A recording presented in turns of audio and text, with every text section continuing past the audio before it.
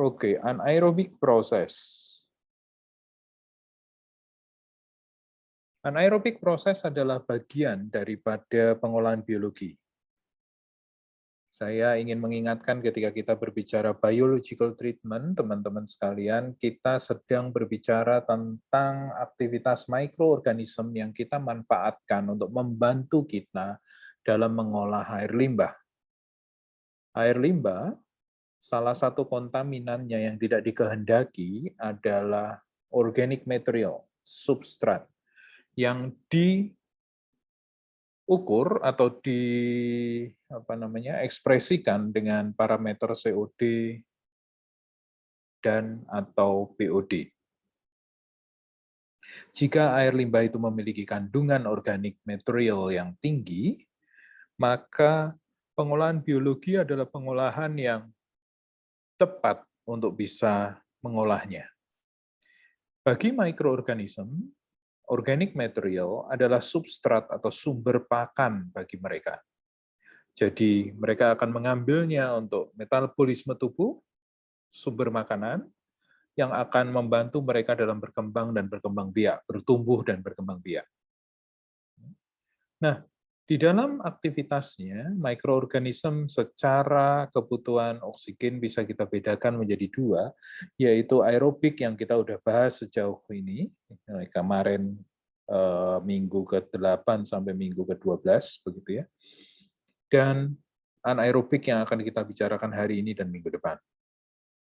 Aerobik berbicara tentang kondisi di mana mikroorganisme itu bisa hidup beraktivitas dengan keberadaan oksigen. Jadi, yang namanya oksigen harus disediakan agar mikroorganisme itu bisa hidup dan beraktivitas.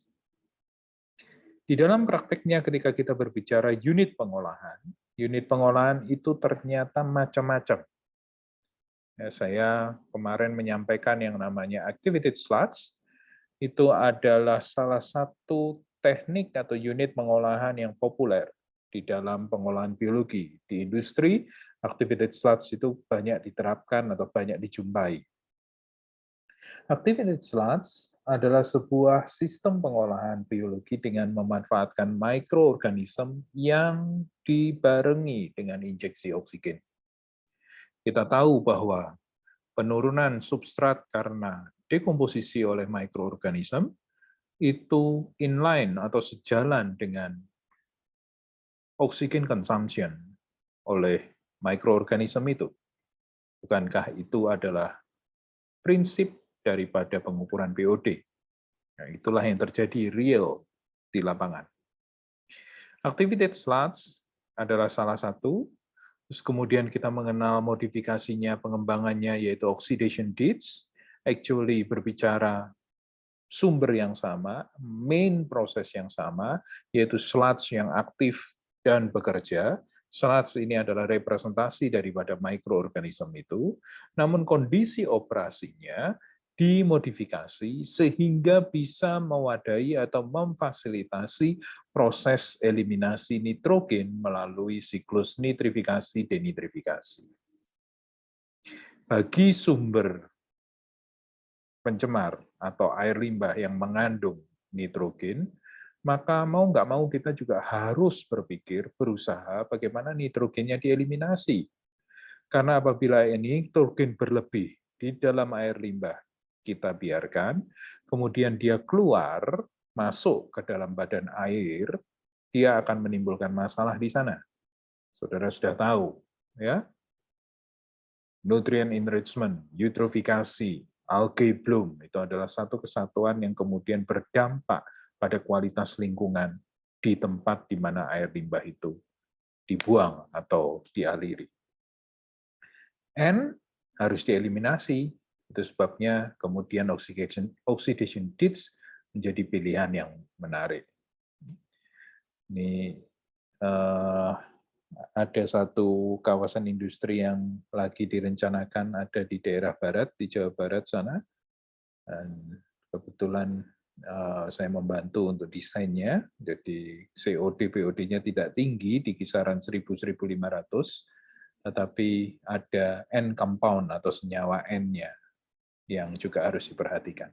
Dan arah-arahnya ke oxidation date atau ke extended aeration activated sludge yang ditambah aerasinya di bagian akhir untuk nitrifikasi bisa terjadi.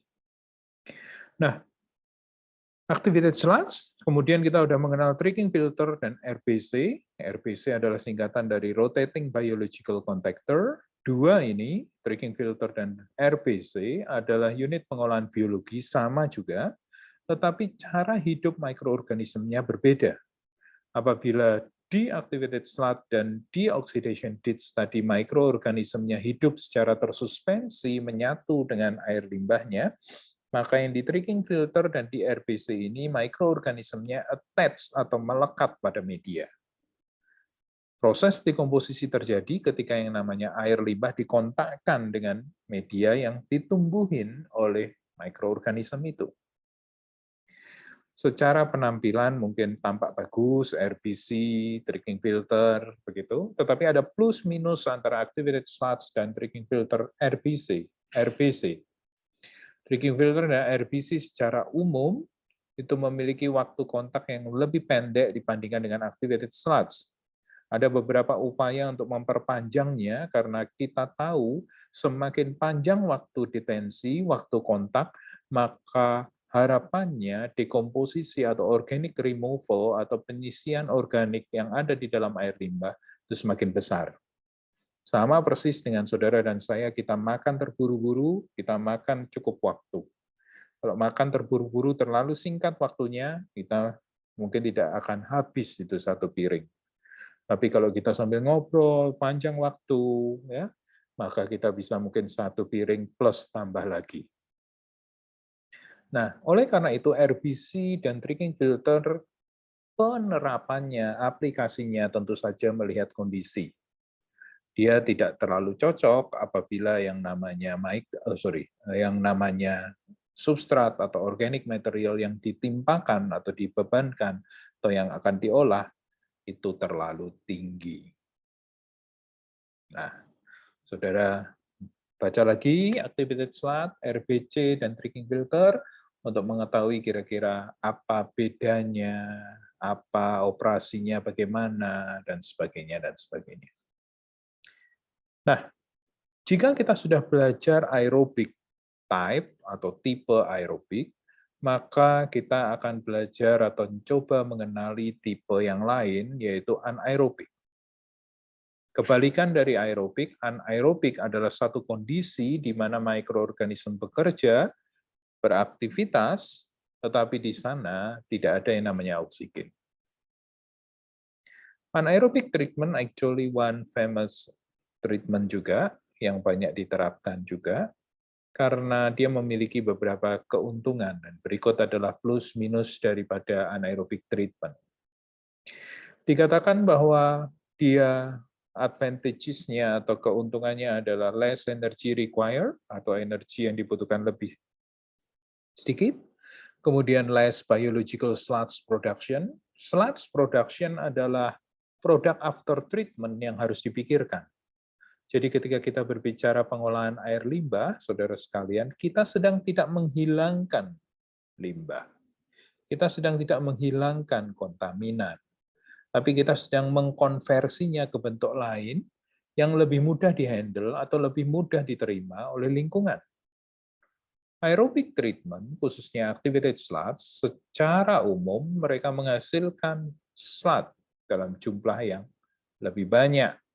Karena apabila saudara melihat persamaannya, maka yang namanya organic material secara utuh akan dikonversi menjadi sel baru, sludge baru. Sludge adalah sel itu sendiri. Ya. Jadi semakin banyak substrat yang diolah, semakin banyak sludge yang akan dihasilkan. Itu di aerobic treatment. Di anaerobic treatment dikatakan dia less biological sludge production. Kemudian nutrien yang dibutuhkan lebih sedikit. Jadi kalau di aerobik biasanya perbandingannya adalah 100 banding 5 banding 1, di mana 100 adalah C, 5 adalah N, 1 adalah P. Artinya jika mikroorganisme itu ingin sehat, kita berharap bagus yang namanya performa daripada mikroorganisme itu, maka kita kasih dia suplemen. Setiap 100 C, kita kasih 5 N dan 1 P. Sementara untuk anaerobik, kebutuhan nutrien itu bisa lebih sedikit, sehingga apabila nantinya dikaitkan dengan cost, maka kita akan berharap mendapatkan cost operational yang lebih murah. Yang keempat ini adalah yang famous, yang banyak dikejar, yaitu methane production. Anaerobic treatment mengkonversi senyawa organik menjadi sel baru itu ya. Tetapi berbeda dengan aerobic treatment, anaerobic treatment tidak hanya mengkonversi organic material menjadi sel baru, tetapi gas itu menduduki porsi yang tinggi, sehingga less sludge tadi dikatakan didapatkan di anaerobik ini. Metan, saudara tahu, adalah energi yang bisa kita manfaatkan. Di beberapa tempat, di Malang sebagai contoh, saya nggak tahu di Jember ataupun di Semarang, Purwokerto, mungkin juga sudah ada beberapa area. Jadi kalau di Malang itu ada Intermediate Treatment Facility atau ITF untuk solid waste, mereka punya yang namanya composting station dan menghasilkan metan, dan metannya dimanfaatkan. Di beberapa desa yang memiliki sapi banyak, entah sapi perah atau sapi apa dan sebagainya, pokoknya sapi, peternakan sapi, maka metan reaktor itu juga bisa dibangun di sana. Dan faktanya di beberapa tempat sudah ada. Karena kotoran sapi bisa menjadi sumber substrat yang bisa diolah secara anaerobik untuk mendapatkan gas metan. Nah, secara umum ukuran daripada reaktornya lebih kecil dan eliminasi daripada off-gas air pollution. Jadi kalau di aerobik, saya kasih tunjuk kepada saudara ya, kapan hari ya, bahwa yang namanya aeration tank itu pasti open. Dan kalau kita melihat persamaannya, CO2 adalah salah satu produk daripada aerobic decomposition. Nah, CO2 itu kemudian kemana? Dia akan lepas ke atmosfer. Kenapa? Ya karena yang namanya kolam atau yang namanya reaktor daripada aerobic treatment itu open, sehingga CO2-nya lepas ke atmosfer. Itu juga sangat disayangkan karena CO2 adalah GRK atau gas rumah kaca yang berkontribusi terhadap perubahan iklim atau climate change. Di anaerobik, kita bisa menangkap seluruh gas yang dihasilkan. Kenapa? Karena pastinya ketika kita berbicara anaerobik, maka reaktornya anaerobik closed system. Ya karena kita nggak mau ada yang namanya kontak dengan udara, no aeration. Ya, anaerobik, no oxygen. Itu yang diharapkan. Sehingga off-gas atau gas yang dihasilkan itu bisa kita tangkap dan bahkan dimanfaatkan. Kemudian rapid response, jadi responnya cepat. Setelah sekian waktu mungkin dia tidak dalam tanda kutip dipekerjakan atau bekerja, maka dia bisa bekerja kembali, dia bisa bangkit kembali begitu ya, aktif kembali dalam waktu yang relatif singkat. Tentu aja juga disadvantage-nya. Yang pertama adalah startup atau saat awal sampai kemudian dia steady atau stabil, dia butuh waktu yang panjang. Dan dia membutuhkan alkalinity addition. Ya, alkalinity addition atau apa alkalinity saudara tahu ya? Alkalinity itu apa toh? Alkalinitas itu apa?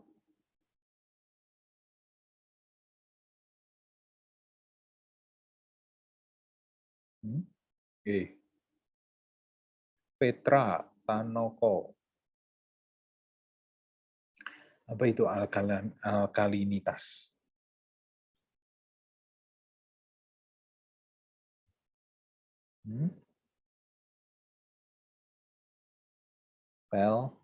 Felicia. Iya, Pak. Apa itu alkalinity, Vel? Penyangga buffer. Yes, buffer, penyangga pH maksudnya. Maksudnya apa? Berarti dia bisa ngapain? Kalau Indikasi buat ngukur. jika alkalinitasnya tinggi, artinya gimana?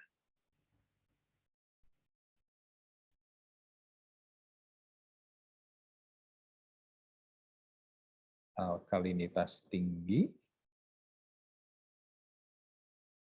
artinya gimana?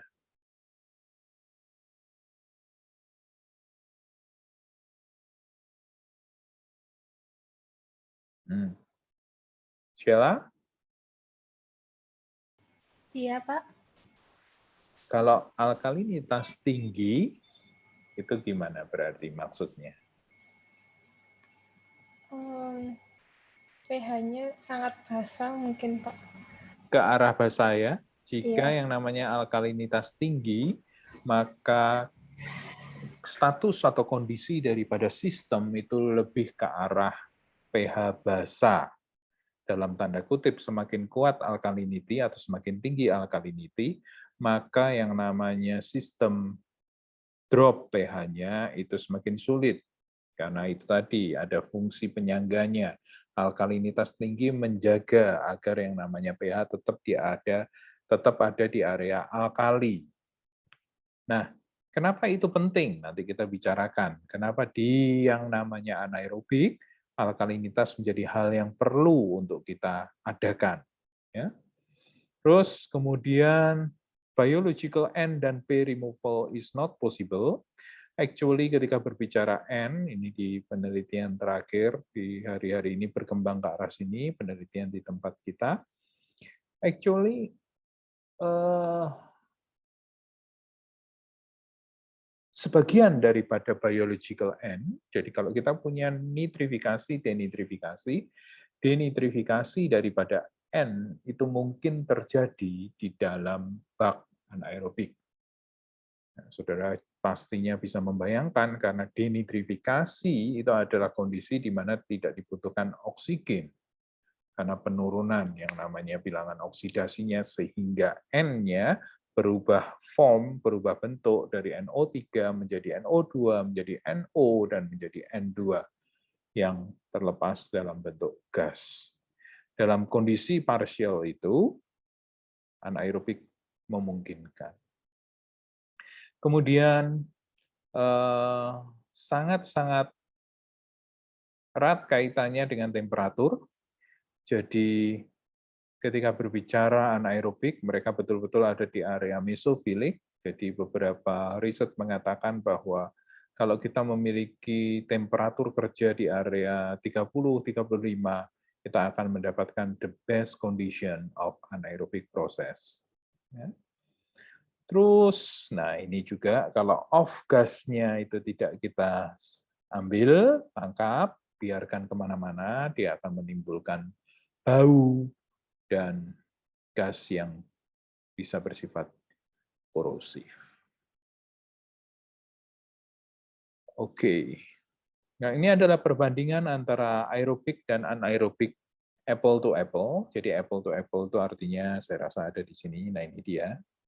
Untuk kapasitas air yang sama, yaitu 100 meter kubik per hari olahannya, kemudian bebannya adalah 10.000 kg per meter kubik, 10 kilo atau 10.000 gram per meter kubik, 10.000 ppm, ya. Temperaturnya 20, ya sama. Nah, ini kemudian adalah keterangannya bahwa untuk aerasi itu sekian energinya, untuk metan production itu perbandingannya sekian untuk setiap kilogram COD-nya. Kemudian mereka membuat perbandingan seperti ini. Untuk energi, ya, untuk energi untuk aerasi, maksudnya itu, di anaerobik perlu? Enggak. Kenapa? Ya enggak perlu oksigen. Di aerobik perlu? Yes, karena perlu oksigen. Ya. Untuk 10.000 ppm dan 100 meter kubik per D tadi, maka dibutuhkan kurang lebih segini. Jadi minus ini menunjukkan tanda kita harus mengeluarkan. Sementara yang plus kita mendapatkan. Ya. Plus kita mendapatkan kenapa? Karena metan adalah sumber energi. Jadi potensi metan yang terbentuk ketika kita mengolah 100 meter kubik per hari dengan beban organiknya adalah 10.000 ppm, kita berharap mendapatkan sekian yang kita dapatkan. Let's say pada suhu 20 derajat Celcius, anaerobik tidak bisa bekerja dengan baik, sehingga harus ditingkatkan di 30 derajat Celcius. Untuk itu perlu energi dong, untuk menaikkan temperatur. Ya, berapa? Sekian. Kemudian dihitung, dan secara net, bersih, untuk anaerobik kita masih positif, atau artinya masih untung, masih mendapatkan kelebihan energi, sementara pada aerobik itu minus, atau dengan kata lain kita harus mengeluarkan cost untuk mengcover pengadaan aerasi. Jadi ada plus minusnya, ini kelebihan daripada anaerobik dibandingkan dengan aerobik. Ya, seperti itu. Nah, sebelum saya ke sini, karakteristik air limbah, beberapa pertimbangan untuk desain, saya ingin menginformasikan kepada saudara tentang fundamental anaerobik dekomposisi. Itu bagaimana. Nah, saya harap saudara bisa melihatnya dengan baik, grafik di atas. Ya. Nah, salah satu kelemahan daripada anaerobik proses adalah karena prosesnya itu lebih kompleks daripada aerobik proses. Aerobik proses bisa dikatakan sebuah proses yang langsung atau direct proses di mana yang namanya senyawa organik dimanfaatkan oleh bakteri dan kemudian menjadi bakteri baru atau sel baru dan gas buang, CO2 dalam hal ini. Di anaerobik, proses itu lebih complicated karena bukan CO2, satu, dan ada beberapa kemungkinan produk yang bisa dihasilkan dari setiap tahapan di proses anaerobik secara keseluruhan. Anaerobik proses yang komplit, teman-teman saudara sekalian, itu terdiri dari 4 tahapan proses. Yang pertama adalah hidrolisis, di mana kompleks organik material yang ada di dalam air limbah kita, bisa jadi itu adalah karbohidrat, protein, lipid, itu kemudian diurai menjadi monosakarida, amino acid, dan higher fatty acid serta alkohol. Jadi di breakdown kompleks organic material di breakdown ke bentuk yang lebih sederhana melalui tahapan yang pertama adalah hidrolisis. Kemudian di tahapan yang kedua, atau yang kita kenal dengan istilah acidogenesis, produk-produk yang tadinya dihasilkan dari hidrolisa, yaitu monosakarida, amino acid, higher fatty acid, dan alkohol, di breakdown lagi ke yang namanya material lebih sederhana, yaitu volatile acid. Di sini kalau saudara tes dengan menggunakan GC, maka saudara akan tahu komponen yang ada di dalamnya. Yang umum adalah acetic acid, propionic, butyric, dan sebagainya. Masuk kemudian ke dalam acetogenesis yang adalah tahap ketiga dari proses anaerobik. Mereka membreakdown lagi yang namanya volatile acid menjadi asetat dan H2 plus CO2. H2 plus CO2 dan asetat. Itu adalah hasil dari tahapan ketiga yang adalah acetogenesis. H2 dan CO2 sendiri bisa kemudian bertransformasi menjadi asetat dengan perantaraan atau dengan peran daripada hydrogen utilizing acetogen. H2 dan CO2 bisa menjadi asetat. Asetat inilah yang menjadi intermediate product, the main one atau yang utama, intermediate product yang utama, gitu ya, intermediate product yang pertama, yang kemudian akan dikonversi oleh methanogenic organism menjadi metana atau gas metan. H2 dan CO2 sendiri bisa mengalami reaksi dengan methanogen hydrogen utilizing, juga menghasilkan CH4 dan CO2. Jadi yang namanya CH4 bisa terbentuk dari H2 dan CO2 maupun dari asetat. Mostly, asetat adalah yang menjadi bahan baku untuk kemudian mendapatkan metan, atau H2 ini menjadi H2CO2 menjadi asetat dulu, terus kemudian menjadi metana. Tetapi H2CO2 sendiri bisa menjadi metana secara langsung. Nah, saudara lihat keterlibatan bakteria, mikroorganisme di dalam anaerobik sangat kompleks sekali. Ya, sangat kompleks sekali. Dia melibatkan beberapa spesialis dalam tanda kutip yang keberadaannya akan menentukan lancar tidaknya anaerobik itu. Produk akhir yang dikehendaki adalah CH4, metana, sebagai gas yang bisa dimanfaatkan untuk sumber energi. Tapi riset di area anaerobik actually cukup luas, karena kalau saudara lihat, volatile fatty acid atau volatile acid ini sebetulnya adalah material yang berguna juga untuk kebutuhan industri. Jadi beberapa riset yang saya lihat ketika punya limbah mengandung organic material tinggi, maka diolah, tetapi diolahnya sampai sini untuk kemudian ini menjadi bahan baku produksi. Ada lagi yang fokus pada hidrogen. Sebagaimana saudara tahu, hidrogen sebetulnya juga adalah salah satu alternatif energi. Pernah mendengar yang namanya mobil berbahan bakar hidrogen, atau mesin atau apa yang berbahan bakar hidrogen, itu mulai banyak. Ya. Walaupun hidrogen sendiri secara pengelolaan, handlingnya lebih sulit daripada CH4. Sama-sama gasnya, tetapi dia lebih sulit karena lebih unik, lebih ya, some people menyebutnya lebih berbahaya seperti itu. Tapi potensi energinya tidak kalah besar. Asetat sendiri juga adalah area yang menarik. Ini juga menjadi bahan baku bagi beberapa industri, seperti farmasi, kosmetik, for example, mereka menggunakan ini juga. Nah, ini adalah potret utuh daripada anaerobic digestion atau decomposition, di mana terdiri dari 4 tahapan, yaitu hidrolisis, acidogenesis, acetogenesis, dan yang terakhir metanogenesis. Ya.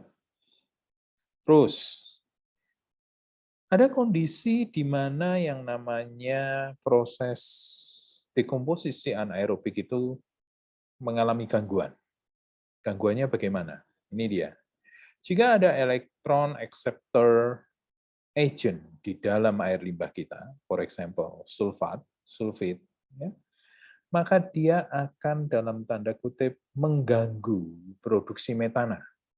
Karena apabila ada es yang muncul atau yang ada di dalam air limbah kita, dia akan menarik H2 yang mestinya bisa dipakai untuk bahan baku metana, tapi kemudian ditarik oleh dia sehingga terbentuklah H2S yang juga adalah gas, tetapi gas yang dalam tanda kutip less value, less economic value, dan bahkan kalau dilepaskan dia mengganggu karena baunya tidak enak. Nah, itu sebabnya ketika kita mau menerapkan anaerobik, tentu kita juga harus tahu air limbah itu mengandung apa dan bagaimana kita mengkondisikannya supaya harapan daripada anaerobik proses yang komplit itu bisa terpenuhi. Ya. Nah, Saudara lihat sekarang, saya akan menyinggung tentang alkalinitas yang tadi kita bicarakan. Kenapa di dalam anaerobic treatment kita perlu menjaga alkalinitas? Kita perlu menjaga pH. Pada proses awal ketika hidrolisis asetogenesis terjadi, maka yang namanya pH larutan itu akan mengalami penurunan. Kenapa akan mengalami penurunan? Karena hydrogen ion itu akan dihasilkan. Asam akan dihasilkan. Maka yang namanya pH akan drop. Alkalinitas dibutuhkan agar yang namanya pH drop ini bisa bounce back atau dia bisa kembali untuk naik. Naik ini diperlukan. Oleh sebab itu alkalinitas dibutuhkan. Kenapa pH yang naik dibutuhkan? Karena metanogenesis, interestingly, menariknya, dia tidak bisa bekerja di suasana asam.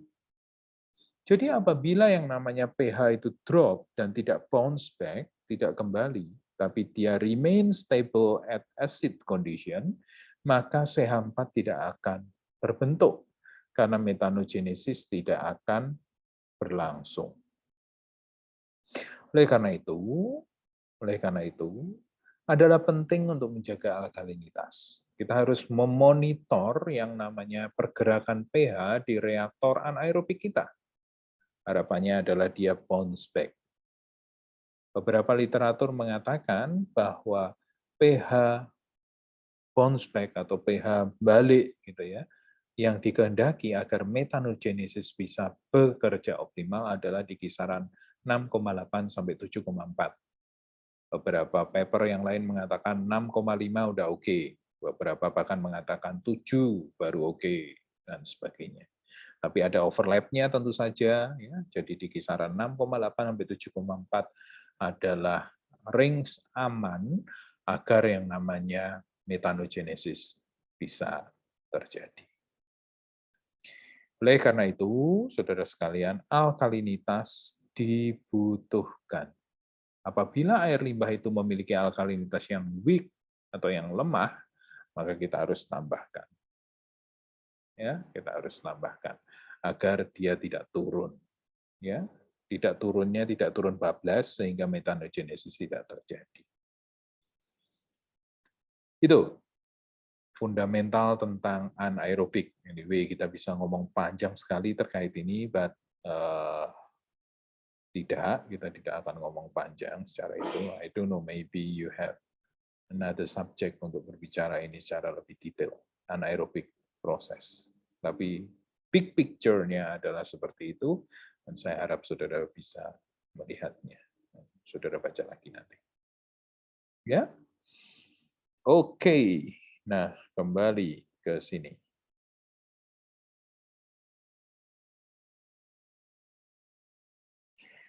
Ketika kita berbicara untuk pengolahan limbah, beberapa pertimbangan yang perlu kita ambil, perlu kita lihat, perlu kita evaluasi adalah beberapa hal berikut.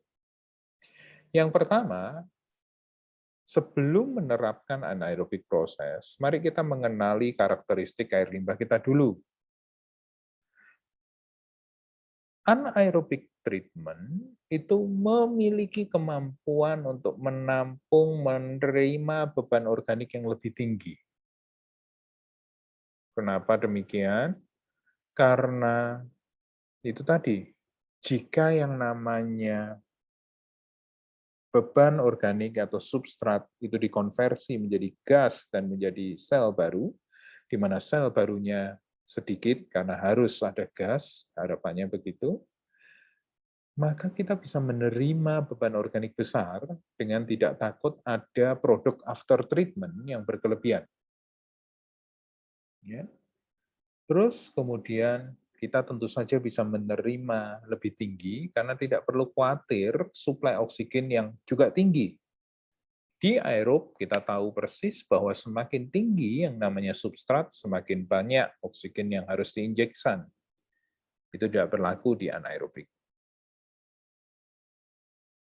Oleh karena pertimbangan itu, tadi ditambah satu lagi, yaitu smaller atau reaktor yang memiliki ukuran lebih kecil jika dibandingkan dengan aerob, pada apple-to-apple comparison. Dengan pertimbangan itu, maka apabila kita punya yang namanya senyawa organik tinggi di dalam air limbah, maka anaerobik bisa dikedepankan. Seberapa tinggi yang namanya senyawa organik itu dikatakan cocok untuk anaerobik, beberapa literatur juga memberikan informasi yang berbeda. Ada yang ngomong di atas 1.500 itu sudah bisa, ya. Ada yang ngomong 3.000 ppm, kita ngomong ppm itu baru oke, ya, lebih cocok. Dan sebetulnya ya oke, tergantung kita. Karena evaluasinya adalah ketika kita berbicara aerobik, maka semakin besar organic material akan semakin besar volume yang dibutuhkan. Saya secara pribadi berpikir kalau 1.500, 2.500 ke atas, maka anaerobik sudah menjadi pilihan utama. Nah, air limbah yang memiliki suhu tinggi, suhu panas, hangat, gitu ya, itu juga sangat-sangat cocok untuk anaerobik. Apabila suhunya bisa di-maintain di 30-35, maka itu akan membuat rate dekomposisinya akan semakin bagus. Beberapa contoh air limbah yang cocok untuk sistem anaerobik ini, food and beverage, itu secara umum memiliki organic material yang tinggi. Sebagai contoh, Garuda Food untuk divisi Astornya itu memiliki yang namanya COD 6.000-an. Tahu tempe ya, itu di kisaran 10.000 sampai 15.000, beberapa bahkan pernah dideteksi memiliki yang namanya COD sampai 20.000. Cold storage itu juga di area 3.000, 5.000-an. Rumah potong hewan yang di 3.000, 5.000-an. Cold storage itu di ya almost the same, 2.000, 3.000, 2.000 ppm-an. Dan itu cocok untuk yang namanya kita punya anaerobic treatment. Terus flow dan variasi loading, flow itu aliran gitu ya. Sekalipun sistem ini lebih tolerable dengan fluktuasi beban, ring fluktuasi yang terlalu lebar juga akan menyebabkan masalah. Ya, intinya kalau kita itu sering berpindah-pindah atau tidak seragam, variasinya terlalu nemen gitu ya, maka itu tidak baik bagi proses, apalagi proses biologi ya. Wong proses fisik, machinery aja kalau apa namanya, itu barang umum, saudara pakai, saya pakai, kamera itu mungkin yang satu nekennya lembut, yang satu cenek, dan sebagainya. Maka mesin itu ya cepat rusak ya. Apalagi proses biologi. Proses biologi itu berbicara makhluk hidup. Sama seperti saudara dan saya. Ya, makan hari ini tidak usah, besok 3 kali, besok 10 kali, terus 2 hari tidak usah makan, bisa rusak. Ya. Oleh karena itu, walaupun dikatakan anaerobik ini secara perbandingan dengan aerobik lebih bisa menerima fluktuasi, tapi tetap di lapangan kita harus sebisa mungkin membuat fluktuasi itu tidak drastis. Ya, tidak drastis. Supaya sistem bisa bekerja dengan baik. Oke. Itu kemudian ini dia shock hydraulic loading, saudara mungkin juga sudah pernah mendengar, tentu saja, yaitu tadilah, artinya biasanya menerima 1, tiba-tiba 10, itu kan tidak oke, berbahaya ya, jangan. Jadi flow dan variasi loading itu diperkecil, supaya yang namanya input, influence, masukan ke dalam tangki anaerobik bisa relatively seragam atau uniform. Nah ini dia, konsentrasi organik yang setinggi apa yang cocok untuk anaerobik. Ini yang saya ambil adalah literatur 1.500 ya. Ada yang 1.500 masih pakai aerobik, ada. Ya, kalau dia tidak masalah lahan cukup luas, kita bisa pakai itu. Tapi di atas 2.000, di atas 3.000, pilihannya lebih baik adalah anaerobik yang pertama. Semakin tinggi COD, semakin bagus untuk diolah secara anaerobik. Ini kaitannya dengan karena semakin tinggi COD, maka kita punya peluang semakin banyak gas metan yang akan dihasilkan. Sehingga kita bisa ngomong, oke, bagus, gitu ya. Temperatur penting, karena dia tertutup, closed system, biasanya temperaturnya rata-rata lebih tinggi dari ambient temperatur. Ambient temperatur itu adalah temperatur di sekelilingnya. Sama seperti saudara ya, kalau saudara diminta orang tua untuk nguras tandon air, saudara masuk ke dalam tandon airmu, ketika saudara ada di dalam tandon air, saudara merasa gerah. Kenapa? Ya, kerukepan kan, gitu kan, tertutup kondisinya. Sama, ketika di anaerobik mereka punya suhu lebih tinggi dibandingkan dengan ambient temperature. Nah, kita bisa jaga itu, ya, kita cek, karena apabila terlalu rendah, ini akan berkorelasi dengan lambatnya reaksi. Ini juga penting, non-dissolved material organik, ingat selalu bahwa ketika kita berbicara biological treatment, sebisa mungkin kontaminan yang masuk ke dalam reaktor biologi itu adalah dissolved atau terlarut. Jangan lagi banyak partikulat, karena partikulat itu mengganggu atau menurunkan kinerja. Menurunkan kinerja maksudnya adalah si bakteri tidak akan optimum karena proses hidrolisis akan terlalu lama terjadi. Ya, pemecahan itu akan terlalu lama dan itu akan menyebabkan konsekuensi yang berantai, mulai dari volume reaktor yang harus lebih besar, pembentukan metan yang lebih panjang waktu yang dibutuhkan, nah, kita tidak mau itu. Sebisa mungkin dissolve. Non-dissolve, selesaikan di pengolahan terdahulu. Sedimentasi, maybe filtrasi, saudara selesaikan dulu di sana sebelum saudara sampai di situ. Ya. Alkalinitas kita udah bahas tadi, jadi ini adalah patokannya, 2.000 sampai 4.000 disebut sebagai good, cukup untuk menjalankan anaerobik. Nutrien di awal tadi saya sudah katakan juga, butuh nutrien, mikroorganisme butuh nutrien, tetapi di anaerobik, jika dibandingkan dengan aerobik, kebutuhannya lebih sedikit. Ya, kebutuhannya lebih sedikit. Ini berlaku secara umum, toxic material tentu juga harus kita cek. Banyak orang melakukan beberapa kali ya, saya melihat orang gagal menjalankan anaerobik prosesnya karena ada yang namanya toxic material. Contoh, ada salah satu perusahaan penyamaan kulit yang menyediakan anaerobik reactor untuk menerima. Masuk akal sih, karena air limbah dari penyamaan kulit itu high organic content. Tapi yang sering kali dilewatkan adalah penyamaan kulit melibatkan kromium. Kromium toksik bagi mikroorganisme. Nah, tidak dieliminasi atau dikurangi terlebih dahulu. Masuk langsung ke anaerobik, anaerobiknya tidak bisa jalan, karena itu menjadi salah satu inhibitor atau menjadi salah satu material yang mengganggu mikroorganisme dalam bekerja. Terus faktor lain yang harus diperhatikan adalah SRT. SRT ini adalah solid retention time atau lamanya solid tinggal di dalam reaktor.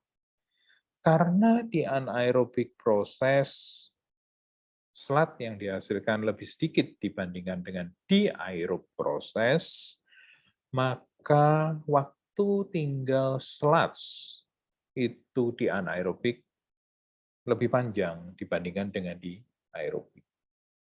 Di aerobik biasanya 10 hari, mentok 2 minggu, gitu ya, sebelum recycle. Saudara masih ingat ya, return activated slots, ya, untuk menyegarkan kembali. Sementara untuk anaerobic proses, bisa yang namanya SRT atau slot retention time-nya itu lebih dari 20 hari. Lebih dari 20 hari. SRT yang makin panjang dibutuhkan apabila suhu proses semakin rendah. Nah, kalau ini saya tanyakan, saudara bisa menjawab nggak sih? Pada suhu yang lebih rendah, SRT-nya lebih panjang. Kira-kira kenapa? Apakah ada yang bisa menjawab? Kalau bisa saya kasih bonus poin untuk UAS-nya, nanti bisa ditambahkan. Kalau tidak ada yang bisa menjawab, bagaimana kalau dikeluarkan di UAS? SRT, slot solid retention time. Pada suhu proses yang rendah, SRT-nya lebih panjang. Kira-kira ada yang bisa menjelaskan why? Berarti kalau suhunya tinggi, SRT-nya bisa lebih singkat. Iya. Kenapa? Metabolisme bakterinya jadi lebih lama ya, Pak? Kalau rendah ya. Iya. Kalau rendah, metabolismenya akan lebih lama, sehingga apa? Solidnya masih lama, masih tetap ada di dalam reaktornya, Pak. Yang pertama tadi sudah betul, Nabila. Apa tadi kamu ngomong bahwa ketika suhu rendah, metabolismenya lebih lambat. Iya. Nah, itu satu poin. Ya. Tapi kemudian satu lagi penjelasan, sehingga menjawab SRT-nya harus lebih panjang. Yang bagian kedua yang belum tepat. Kira-kira apa ya? Diawali dengan kata yang benar tadi, solidnya atau sluts-nya.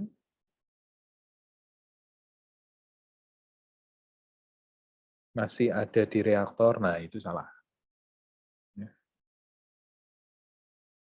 Solidnya atau slotnya dengan metabolisme yang lebih lambat,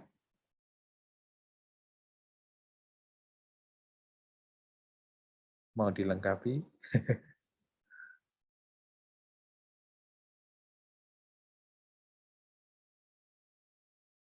Oke, yang lain mau melanjutkan? Nabila, simpan 1 poin ya.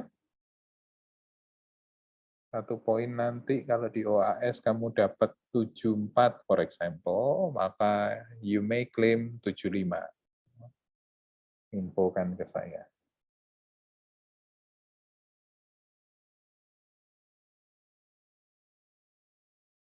Nggak ada yang melengkapi?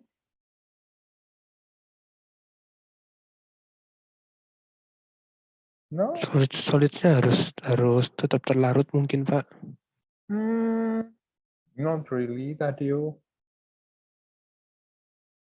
Saudara ingat bahwa ketika kita berbicara solid di pengolahan biologi, ini berbicara representasi daripada mikroorganisme itu sendiri.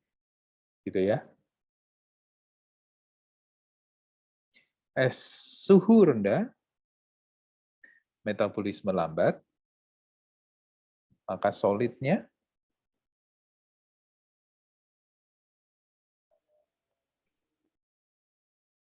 suhu tinggi, metabolisme lebih cepat, maka solidnya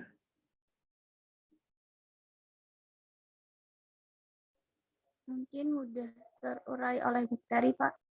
No. Sekali lagi hati-hati, sluts atau solid yang kita maksud di sini adalah representasi daripada bakterinya, atau mikroorganismenya. Bukan substratnya maksud saya, ya, tapi mikroorganismenya. Mungkin semakin rendah suhunya, mikrobanya kan Apa, yang cycle hidupnya tuh semakin lambat gitu, jadi nggak sampai di bagian yang penurunan kematian itu, Pak. Jadinya tertahan di yang banyak gitu. Almost there, Evie. Almost there.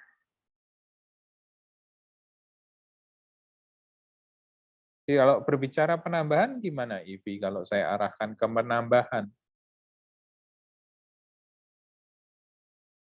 Penambahan apa, Pak? Penambahan slot dong.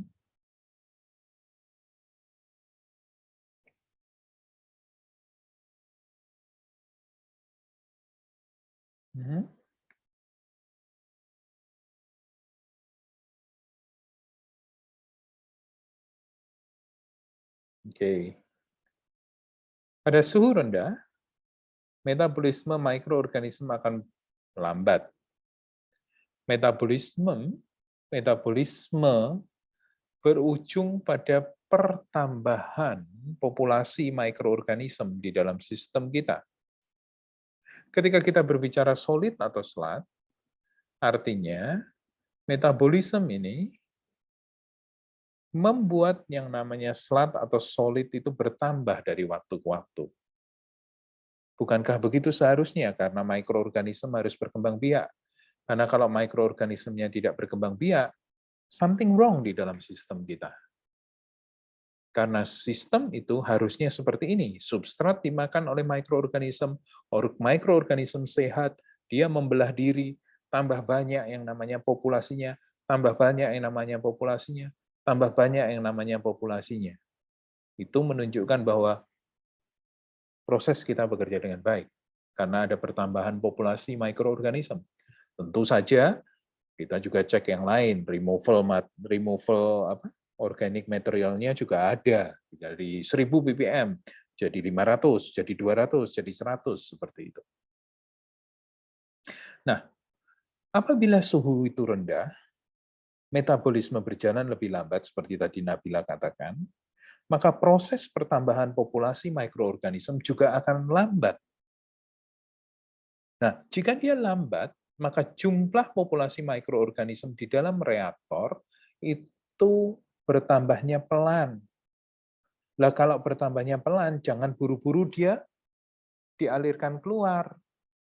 Nah, buru-buru dialirkan keluar ini berbicara SRT, atau Solid Retention Time, slot retention time. Lamanya solid dengan konsentrasi tertentu yang kita tetapkan, biasanya 2000 mg per liter, ya, itu stay di dalam reaktor biologi kita.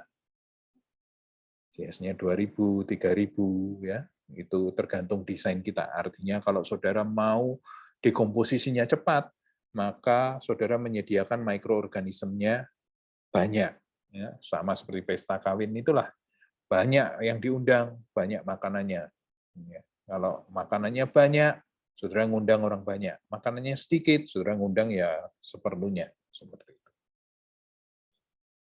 Jadi, apabila belum sampai 2000 mg per liter, karena mungkin pertambahannya lambat, maka saudara harus spare waktu yang lebih panjang. Sampai pada satu titik di mana konsentrasi itu terpenuhi. You got the point? Maksud daripada SRT, lamanya slot di dalam reaktor. Jika pertumbuhannya lambat, dia lama di sana. Cuman secara operasional, suhu rendah ini tidak menguntungkan, tentu saja. Karena apabila saudara harus menyediakan waktu lebih panjang, maka itu bisa berkorelasi dengan volume reaktornya, kan begitu kan? Kita maunya decomposition rate-nya lempeng-lempeng saja, cepat-cepat saja.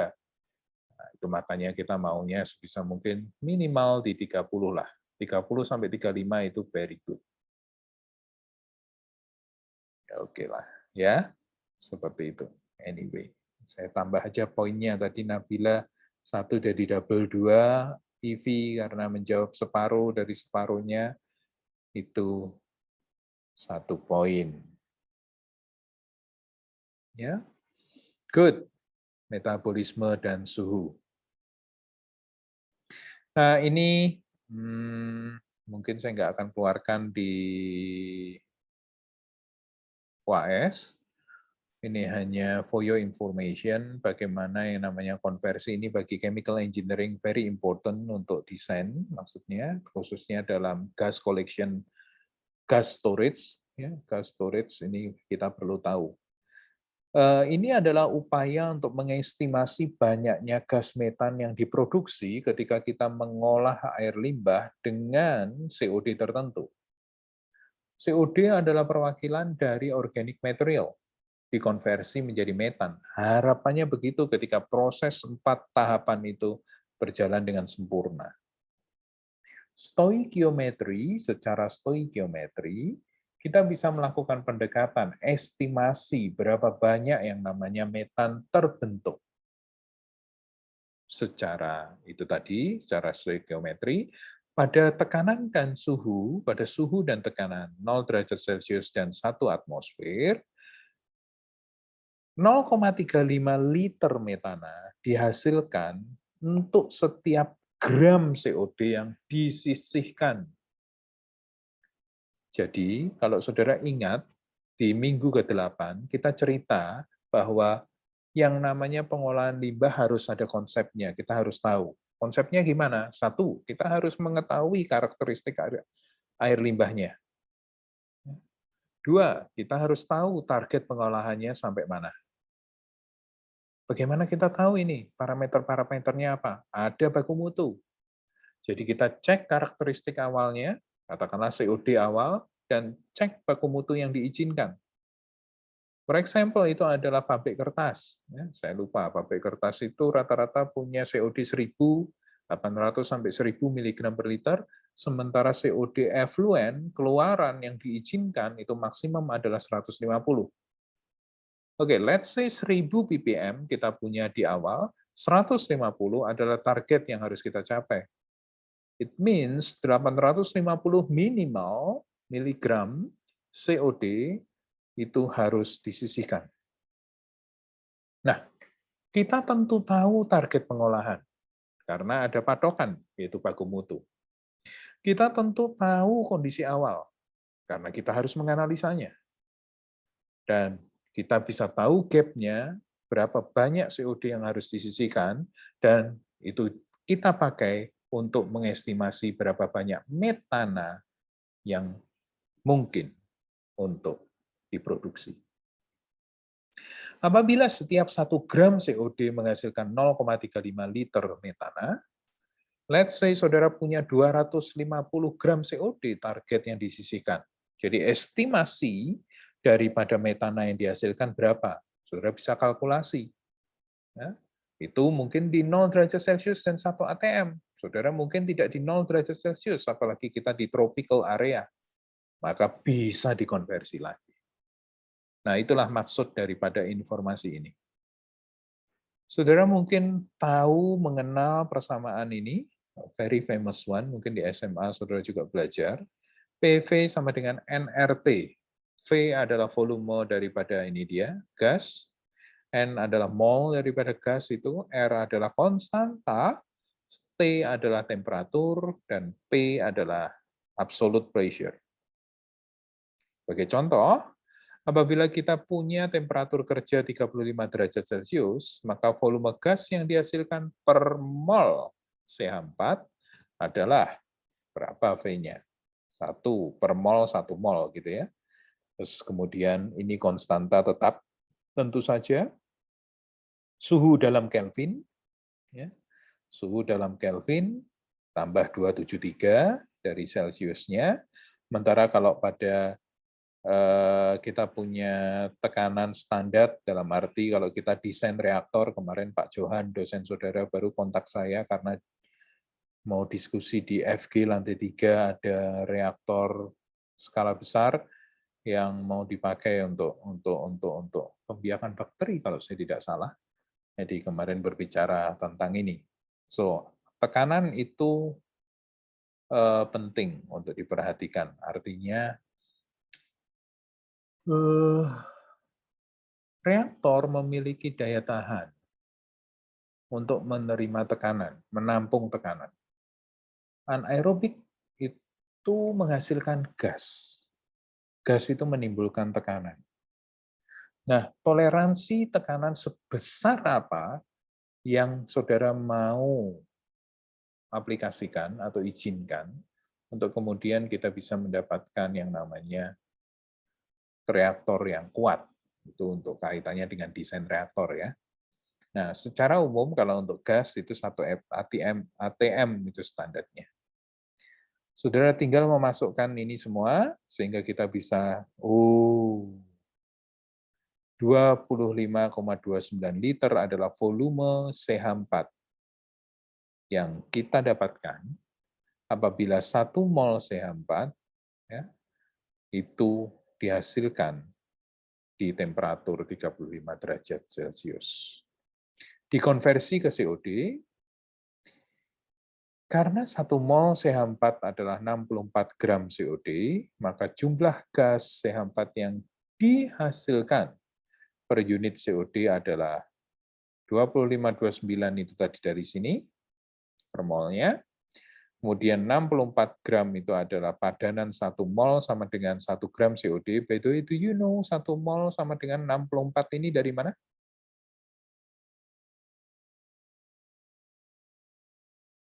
Dari mana?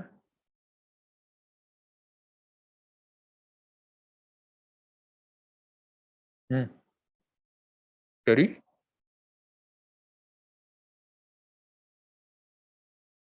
Dat molekul-molekulnya, ya. Enggak saudara bisa mencari tahu itu berapa.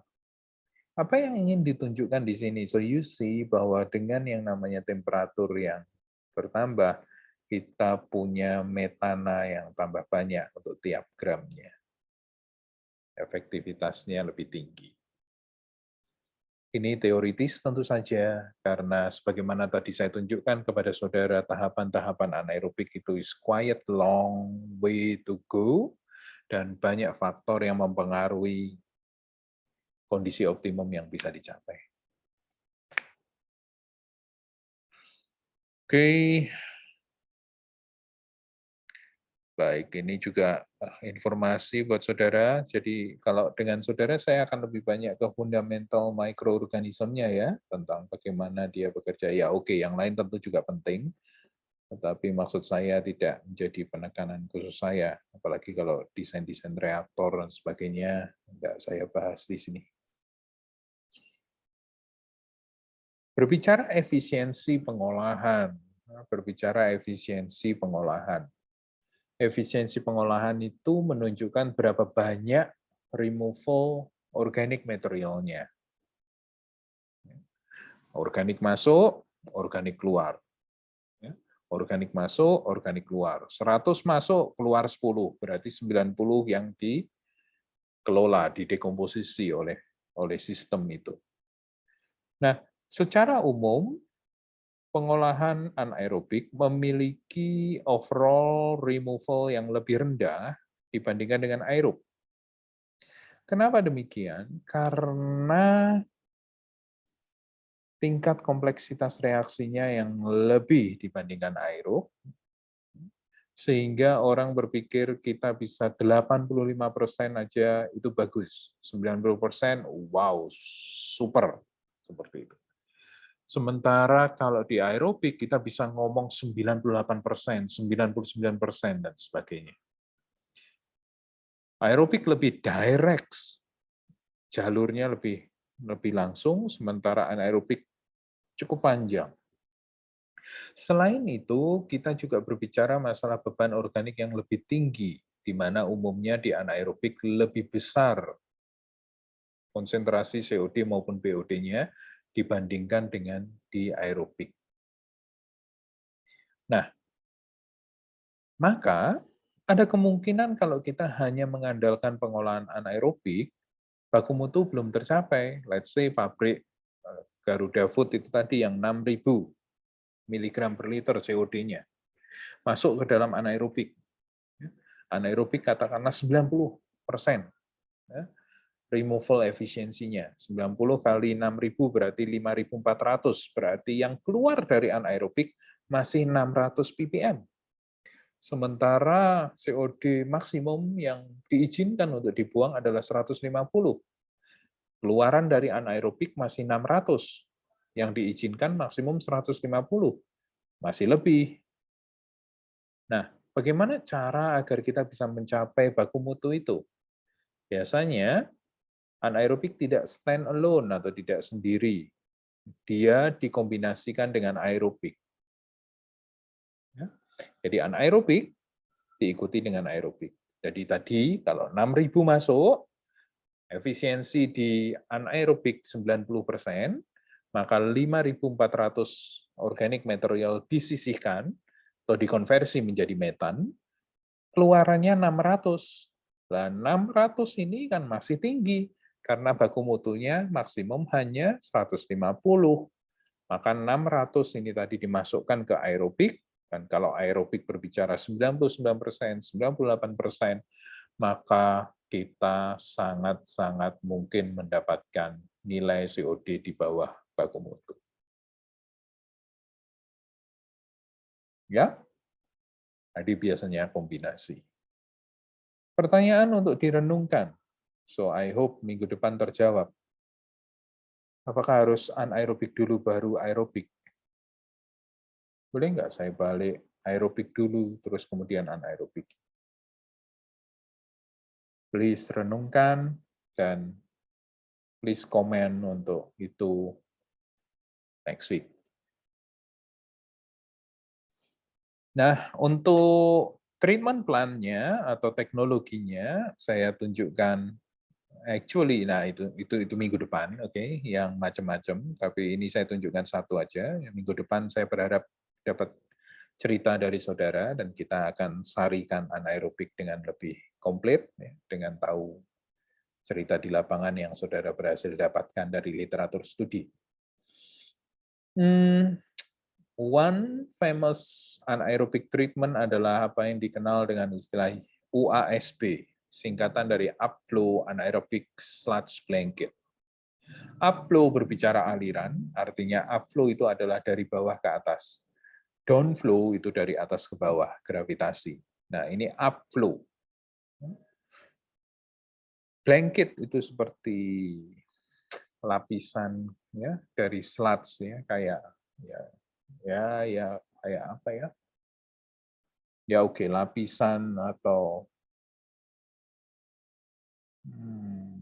ya selari itu apa ya? Selari lumpur, ya. Lumpur yang dikondisikan ada di bagian bawah dari reaktor yang didesain.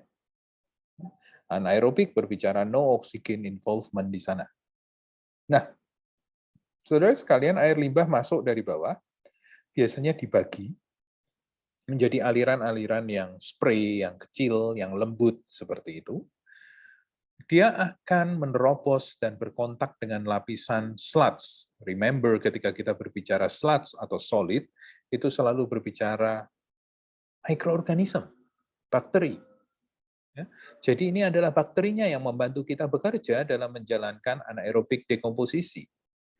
Si aliran air limbah diratakan di permukaan masuk daripada reaktor. Jadi kalau reaktornya adalah lingkaran, maka diratakan di luasan penampang lingkaran itu, ya, agar dia secara soft, lembut, itu masuk ke dalam yang namanya reaktor. Dia akan kontak dengan sludge, dan disitulah terjadi proses dekomposisi, dan aliran ini akan terus naik secara vertikal ke atas. Pada proses dekomposisi ini, harapannya adalah organic material akan mengalami penurunan, dan kemudian gas terbentuk. Gas yang mungkin terjadi di anaerobik proses adalah apa tadi? H2, CO2, CH4. H2S mungkin, ya, tapi kita nggak mau. N mungkin. Denitrification-nya saja. Denitrification kan N up di N2 atau N2O. We don't want N2O juga, karena N2O adalah GRK yang juga sangat nakal. Ya, lebih baik jadi N2 lah, ya, seperti itu. Nah, gas itu akan naik ke atas, dan kemudian dilengkapi dengan yang namanya gas capture atau gas collection. Dia akan masuk ke sana dan disalurkan ke penampungan tertentu. Sementara yang keluar dari reaktor itu, fase liquidnya itu masuk ke treatment berikutnya. Apa treatment berikutnya? Biasanya clarifier, karena bisa jadi ada masian partikulat atau representasi dari bakteri, karena itu sludge yang ikut keluar, sehingga perlu dipisahkan dari fase airnya, sehingga effluentnya betul-betul jernih dan bagus. By the way, lumpurnya sama, dia bisa di-recycle untuk peremajaan dari si mikroorganisme di dalam tangki itu. Tantangan daripada UASP adalah menentukan kecepatan atau influent rate. Karena ini sangat penting, karena kalau dibiarkan bros gitu aja, no value. Ya. Nggak berguna. Buat apa gitu ya, karena kontaknya itu yang harus di-maintain. Kemudian tentu saja kesehatan dari mikroorganismenya, karena kalau mikroorganismenya bagus, performanya bagus, maka organic removal-nya juga bagus. Nah, itu yang menjadi kunci. Sementara yang lain itu suplemen, seperti gas. Ya, gas itu actually is not too difficult. Jadi saudara tampung aja, biasanya terbuat dari cone, gas di sana, dan disalurkan. Ini adalah modify UASP, yaitu saudara lihat dilengkapi dengan yang namanya internal packing, ini kayak filter begitu, sehingga padatan atau pengotor-pengotor solid tidak terbawa keluar, sehingga maybe tidak dibutuhkan secondary clarifier, atau kalau dibutuhkan, kerjanya tidak berat. Ya.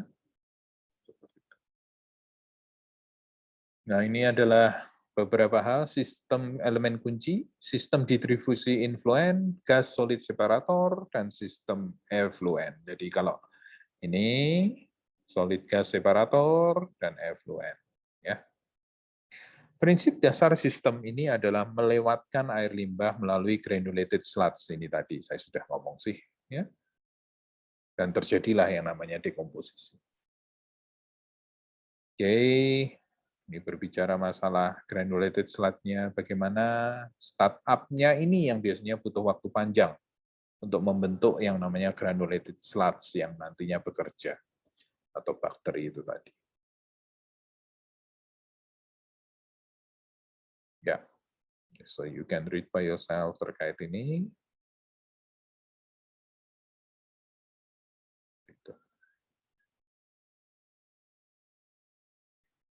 Ini bolak-balik saya keluarkan ya, karena penting. So we want soluble COD as much as possible. Sementara partikulat itu yang sebisa mungkin tidak ada.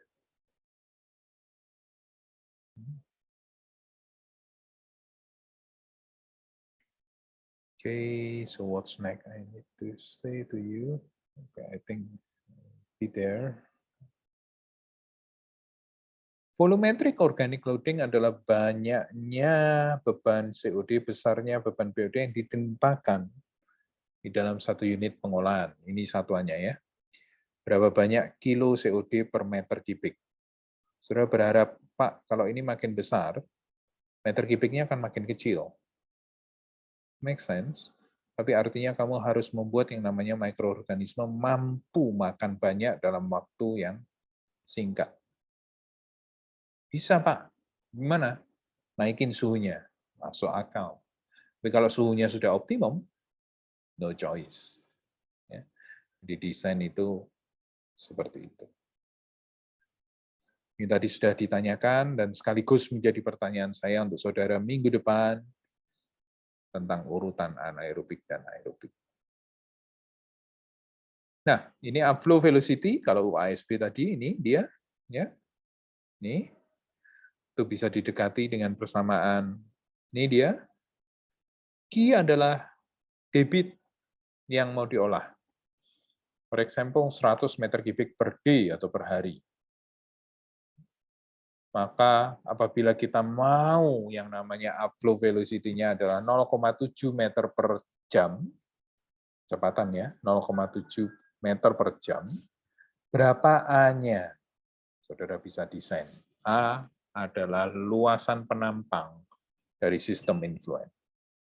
Saudara bisa desain lingkaran, reaktornya bentuk silinder, lingkaran, atau saudara bisa bentuk kotak. Ya.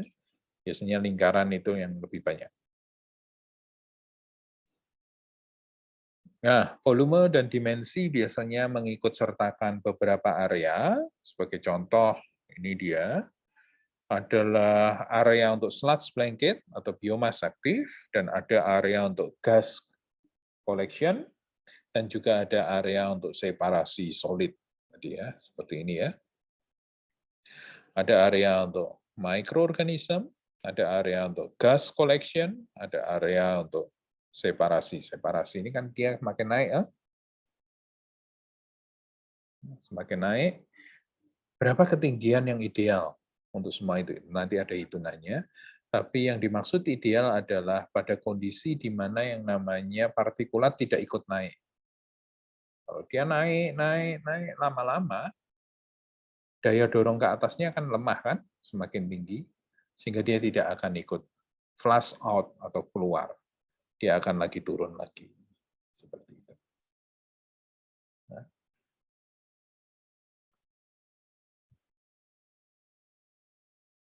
Oke, this one adalah kalkulasinya. Vn adalah Q S0 per L organik. S0 adalah influence COD yang akan kita olah, berapa? 6.000, 3.000, dan sebagainya. Organic loading rate biasanya kita tetapkan seperti tadi, berapa? 20 kilo per meter kubik per hari, 12 kilo COD per meter kubik per hari, ya, itu bisa. Semakin tinggi, semakin besar tantangannya. Makanya tadi dikatakan biasanya orang milih di kisaran 12-20 menurut textbook.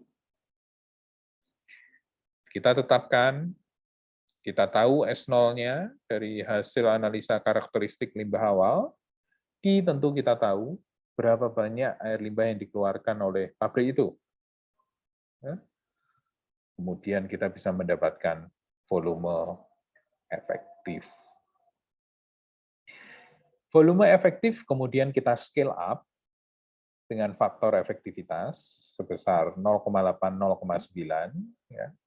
Dia harus lebih kecil daripada 1 supaya ini lebih besar, kan gitu kan. Karena kalau ini 1 berarti VL sama dengan VN. Kalau ini lebih besar dari besar 1, berarti VL lebih kecil daripada VN. Ya jangan gitu, karena ini perhitungan masih harus dikasih faktor aman. Ya, jadi biasanya kurang dari 1. Pak, kurang dari 1-nya apakah untuk area ini aja? Iya, 0,7 boleh, apa enggak boleh 0,1, 0,2? Iya, boleh, tapi kemudian pertanyaannya adalah lebih baik membuat reaktor 1 gede atau 2, karena kalau sudah faktor skalanya di bawah 0,5, maka pertanyaannya sebetulnya kamu butuh 2 reaktor atau gimana, kan semakin besar PL-nya. Ya. Jadi yang umum adalah di 0,8, 0,9 atau 0,7 maybe oke. Dimensi reaktornya tadi, ya, jadi Q saudara tahu, V saudara bisa tetapkan, A saudara bisa hitung. Kemudian tinggi reaktor bisa menggunakan VL, dan A yang saudara dapatkan. V adalah volume, satuannya adalah let's say meter kubik, itu yang paling umum. A adalah luasan penampang, satuannya adalah meter persegi, maka ketinggian adalah meter. Itu adalah ketinggiannya. Biasanya ditambahkan dengan area untuk gas separasi, ini dari textbook, sebesar 2,5 sampai 3, sehingga ketinggian total adalah HL ditambah HG. HG itu ini. Pak, apakah harus 2,5 sampai 3? Tidak harus. Ini adalah typical informasi. Maksudnya ketika kita berbicara gas, semakin tinggi dia, kita akan semakin mudah untuk mengkoleknya, semakin terpisah dari impurities-nya atau pengotornya. Oke, ini adalah typical informasi untuk anaerobik. Saudara lihat, ya, kita punya yang namanya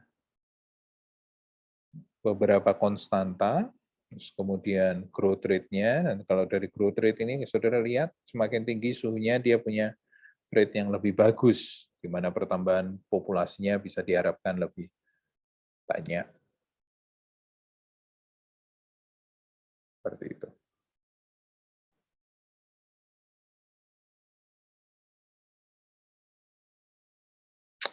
Another konstanta for your information. Ini adalah contoh daripada anaerobik reaktor, biasanya bentuk bulat-bulat seperti ini, saudara sekalian. Kubah-kubah, yang atas itu dibuat seperti itu adalah gas collection area, yang kemudian gasnya bisa dipakai atau dimanfaatkan kembali. Ini adalah contoh lain, modelnya lebih nice, anaerobik proses. Oke. So far, apakah ada pertanyaan dari saudara?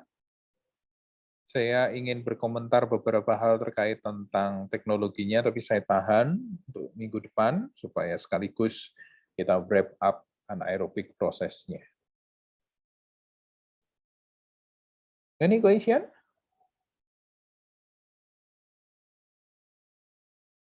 No, saya harap saudara baca fundamentalnya lagi tentang anaerobik, ya.